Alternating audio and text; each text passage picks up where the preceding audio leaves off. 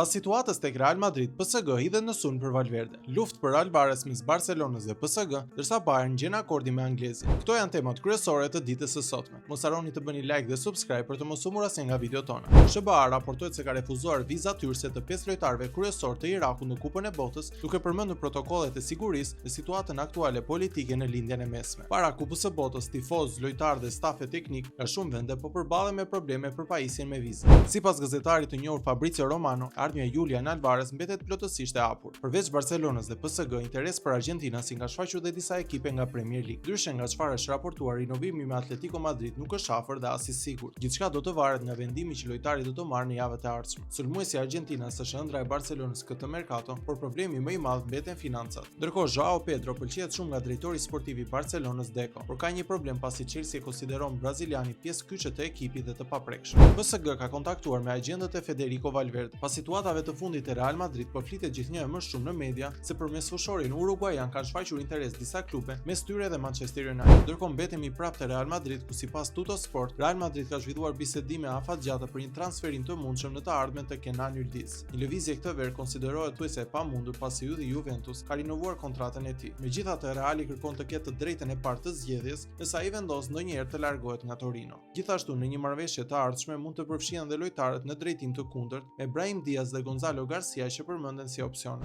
40 vjeçari Manuel Neuer do të rinovojë kontratën me Bayern Munich. Qëndrimi i Gjermanit te klubi bavarez do të vazhdojë deri në vitin 2027, ku Neuer ka pranuar të ulë pagën. Duket se Xabi Alonso do të jetë trajneri i ri i Chelsea. Xabi beson dhe shpreson që të nisë një projekt afatgjat me Chelsea, njëjtë si Luis Enrique me PSG. Një nga kërkesat kryesore të Xabit të drejtuesit të Chelsea është që të ketë kontroll të plotë tek ekipi dhe vendimet kryesore sportive. Vetë drejtuesit e Chelsea kanë mësuar nga gabimet me Enzo Marescën dhe janë të gatshëm që t'i japin të pushtet Xhabit. Duket se Robert Lewandowski do të largohet në fund të sezonit nga Barcelona. Destinacioni i tij i mundshëm pritet të jetë Arabia Saudite, ndërsa ndeshja e të dielës kundër Real Betis në Camp Nou pritet të jetë ndeshja e tij e lamtumirës. Bayern Munich kanë arritur një marrëveshje në pari me agjentët e Anthony Gordon. Newcastle kërkon mbi 75 milionë euro për lojtarin, por drejtuesit bavarez mbeten të sigurt se do të arrihet një marrëveshje. Michael Carrick pritet të vazhdojë në postin e trajnerit e Manchester United dhe për sezonin e ardhshëm. Ish mesfushori djajve të kuq duket se ka bindur drejtuesit e United për të qëndruar në postin e trajnerit dhe për sezonin e ardhshëm dhe të ketë besimin e plotë të tyre. Pas konferencës për shtyp të Florentino Perez ditën e djeshme, në mediat spanjolle ka dalë dhe emri i kandidatit që do të rivalizojë Perez në këto zgjedhje. Emri i tij është Enrique Riquelme dhe është CEO i kompanisë energjetike Cox Energy me bazë në Spanjë. Babai i tij ka qenë dikur pjesë e bordit drejtues të Real Madrid, ndërsa ai vetë është socio i Real Madrid prej më shumë se 20 vitesh. Ai është 37 vjeç dhe konsiderohet pioner në energjinë diellore në Amerikën Latine. Madje është përfshirë në listën e 100 latinëve më me ndikim në luftën kundër ndryshimeve klimatike. Kaq ishte për ditën e sotme, mos harroni të bëni like dhe subscribe për të mos humbur asnjë nga videot tona.